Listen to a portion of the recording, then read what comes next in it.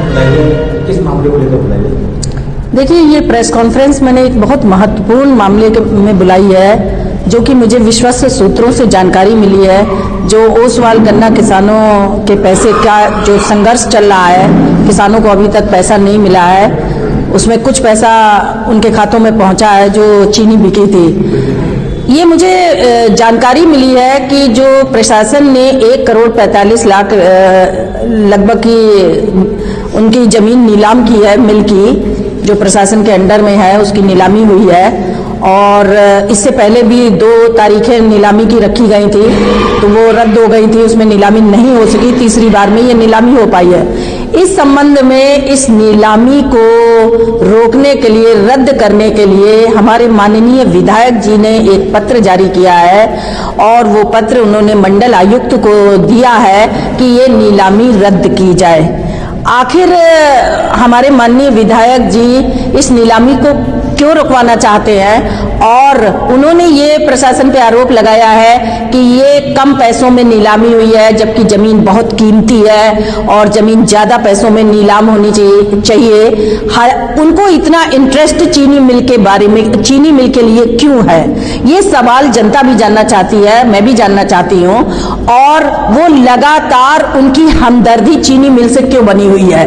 कभी भी उन्होंने गन्ना किसानों के लिए एक चेहरा सामने रखते हैं। इससे पहले जो 1 साल पहले धरना हुआ था, जिसके ये गवाह बैठे हैं, ब्रह्मानंद गंगवार बैठे हुए हैं, ये उस धरने में थे। उस धरने में विधायक जी ने उस आधार पे धरना खत्म करवाया था किसानों का कि हम एक एक कील बिकवा के भुगतान करवाएंगे। आज तो केवल नीलाम हुई है, कील बिकवाने का तो अभी लक्ष्य बहुत दूर है। लेकिन विधायक जी ने जाकर उसमें अपना आपत्ति पत्र दर्ज किया है कि ये नीलामी रद्द होनी चाहिए। यानी कि विधायक जी का ये प्रयास है कि किसानों को उनका पैसा नहीं मिलना चाहिए। आज मैं पूरे क्षेत्र के किसानों के सामने ये बात रख रही हूं कि ये दोहरे चरित्र को आप समझिए कि एक तरफ आपके सामने कहते हैं कि हम किसानों के साथ हैं, और उसके उपरांत चीनी मिल की जैसे तैसे नीलामी हुई है, कुछ भूमि की, बहुत थोड़ी भूमि की अभी नीलामी हुई है, कि उम्मीद जगी कि किसानों को उनका पैसा मिलेगा। किसानों का इतना लंबा संघर्ष रहा। मैं 9 दिन धरने पर बैठी हूं, और मैं 9 दिन नहीं, 9 रातें मैंने तहसील में गुजारी है। किसानों के लिए मेरा अपना पैसा नहीं है, लेकिन किसानों के साथ जो ये घोर अन्याय हो रहा है, ये नाइंसाफी उनके साथ हो रही है, उसको बराबर हमारे माननीय विधायक जी बल प्रदान कर रहे हैं। आप चीनी मिल की इतनी तरफदारी, इतनी पैरोकारी कर रहे हैं, आप लिखित में पैरोकारी कर रहे हैं। और इससे पहले धरने के दौरान भी आपने कहा था कि चीनी मिल को घाटा है, मगर आपको किसानों का घाटा नहीं दिखाई देता है, किसानों की समस्या नहीं दिखाई देती है। आप लगातार एक चीनी मिल के एक वकील की हैसियत से काम कर रहे हैं। आप उनका पक्ष रखने गए हैं, आपने जनता का पक्ष क्यों नहीं रखा? ये सवाल है आपके सामने। आपको इस विधानसभा की जनता ने आपको बनाया है विधायक, चीनी मिल ने आपको विधायक नहीं बनाया। तो आज मैं नवाबगंज की जनता से ये कहना चाहती हूँ कि आपके साथ ये लगातार धोखा किया जा रहा है, और आप इस चीज को समझिए। लेकिन सुनीता गंगवार अपनी जगह पर, मैं इस जंग से हार नहीं मानी है, मैं इस जंग को बराबर लड़ रही हूँ और आपके हित में लड़ती रहूंगी।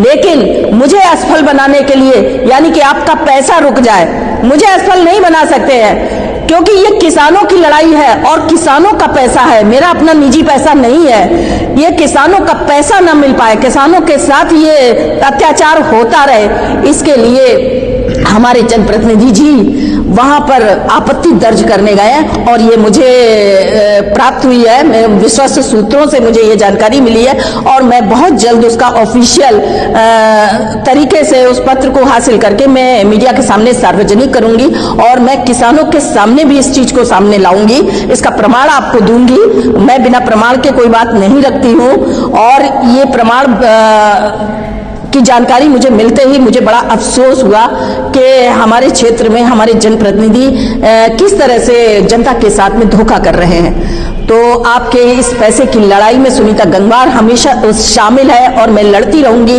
जब तक आपका पैसा नहीं मिलेगा। आपके पैसे में रुकावट कौन बना हुआ है, इस चीज को आज मैंने आपके सामने उजागर किया है, इसलिए इसमें ज्यादा ताकत लगानी पड़ रही है।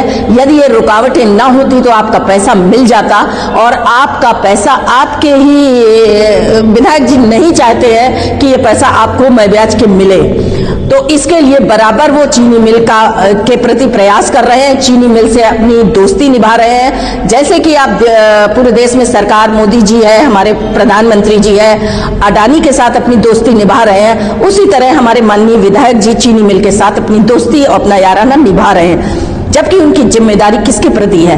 उस जनता के प्रति है जिस जनता ने उनको विधानसभा में पहुंचाया है, इतने बड़े पद पे पहुंचाया है, इतना सम्मान दिया है।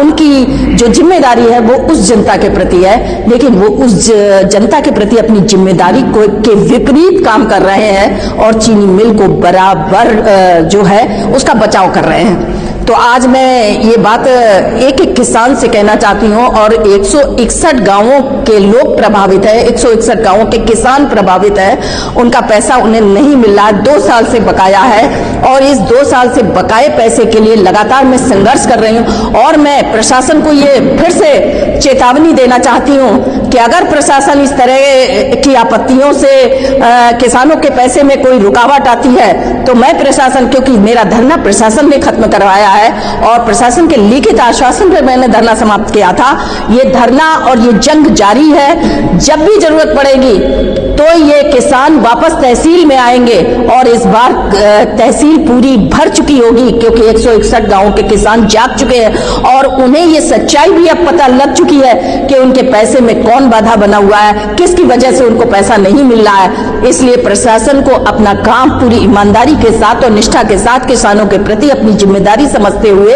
क्योंकि ये जिम्मेदारी इस समय प्रशासन की है, मिल प्रशासन के अंडर में है, इसलिए प्रशासन की कोई भी लापरवाही, किसी भी आपत्ति का वो सहारा लेकर अपनी लापरवाही नहीं कर सकता है, क्योंकि प्रशासन की जवाबदेही है किसानों के प्रति और संस्था के प्रति है। उन्होंने लिखित आश्वासन पर धरना जब समाप्त कराया तो ये धरना उनके लिए हमेशा खड़ा रहेगा।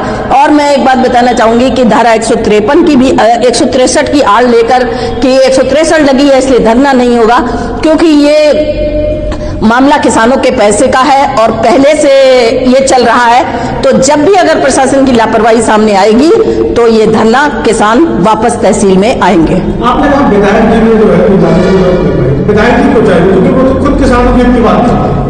मैं प्रमाण के साथ ये बात कह रही हूँ कि उन्होंने आपत्ति दर्ज किया है कि ये मिल बहुत सस्ते में जा रही है। एविडेंस क्या है? एविडेंस है, मैं बहुत जल्द आपको एविडेंस दूंगी इसका। बिना एविडेंस के मैं बात नहीं करती हूँ। उन्होंने ये कहा है कि ये मिल बहुत सस्ते में जा रही है, जमीन सस्ते में जा रही है। आखिर उनको क्यों इंटरेस्ट है सस्ते में जाए या महंगे में जाए? विधायक जी उसकी भरपाई कर दें, मैं ये पूछना चाहती हूँ, वो भरपाई कर दें इसकी। तो सर्किल रेट से नीचे पर नियम होता है कि सर्किल रेट से नीचे पे प्रशासन भी नीलाम नहीं कर सकता है, सर्किल रेट से ऊपर पे वो कर सकता है। जो भी उसकी मैक्सिमम बोली लगाएगा उसके आधार पर उसकी नीलामी हो जाएगी, ये नियम होता है। तो प्रशासन ने अपना काम किया है, लेकिन उसमें माननीय विधायक जी को आपत्ति नहीं दर्ज करनी चाहिए, क्योंकि किसानों के हित की बात थी, उन्हें किसानों का साथ देना चाहिए। लेकिन वो मिल को बचाना चाहते हैं, उनकी नीलामी को रद्द करवाना चाहते हैं। उनको इससे कोई मतलब नहीं किसानों का पैसा मिले या ना मिले। लेकिन जब प्रशासन अपना काम कर रहा है तो प्रशासन को जो काम हो रहा है उसे आपको देखना चाहिए, विधायक जी को आपको देखना चाहिए। यही बात तो मैं कह रही हूँ कि प्रशासन इस चीज को देखे और इन आपत्तियों से अगर प्रशासन जो है उस नीलामी को रद्द करता है तो इसके लिए वापस किसान का धरना वहां पर होगा। मैं दोबारा धरने पर बैठ जाऊंगी। अगर विधायक जी ने नीलामी की बात कही तो हो सकता है किसानों के हित की कोई बात। नीलामी को रोककर कैसे किसानों का हित हो सकता है कि ये बात भी तो वो सार्वजनिक करें, क्योंकि अब तक 2 साल से किसान निराश हो चुके हैं, उन्हें पैसा नहीं मिला। अब तक क्यों नहीं उन्होंने पैसा दिलवाया और मिल का बचाव वो लगातार क्यों कर रहे हैं? अगला कदम आपका क्या रहेगा? मेरा अगला कदम है कि यदि इस नीलामी को रद्द किया जाता है किसी उनकी वजह से, उनके आपत्ति की वजह से, तो ये धरना फिर से आरंभ होगा। इस मामले में प्रशासन का क्या है? प्रशासन ने अभी कोई जवाब नहीं दिया, उसके जवाब का मैं इंतजार कर रही हूँ। अगर वो आपत्ति लगी है, प्रशासन का क्या जवाब आता है, प्रशासन उसको किस तरह से देखता है, ये आपकी बात हुई प्रशासन? नहीं, अभी इस संबंध में बात नहीं हुई। मैं इस संबंध में मिलूंगी प्रशासन से, लिखित में पत्र देंगे हम। हाँ लिखित में पत्र दूंगी और मैं इसका लिखित जवाब मांगूंगी।